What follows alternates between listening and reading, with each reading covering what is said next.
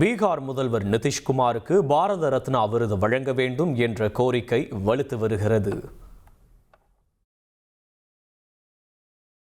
ஆண்டுதோறும் குடியரசு தினத்தை முன்னிட்டு பல்வேறு துறைகளில் சாதனை புரிந்தவர்களுக்கு மத்திய அரசு பத்ம விருதுகளை வழங்கி கௌரவித்து வருகிறது.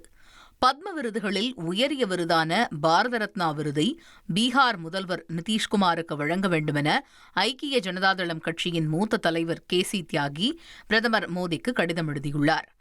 இதேபோல் மத்திய அமைச்சரும் ஹிந்துஸ்தான் அவாம் மோர்ச்சா கட்சியின் தலைவருமான ஜித்தன் ராம் மஞ்சியும் நிதிஷ்குமாருக்கு பாரத ரத்னா விருது வழங்க வேண்டும் என பிரதமர் மோடிக்கு கோரிக்கை விடுத்துள்ளார்.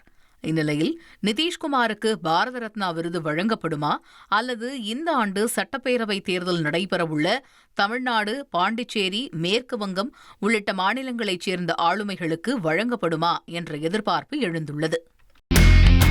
இனி செல்லும் இடமெல்லாம் செய்தி. தந்தி டிவியின் வாட்ஸ்அப் சேனலை ஃபாலோ பண்ணினா செல்ல இருக்கும் இடமெல்லாம் செய்தி.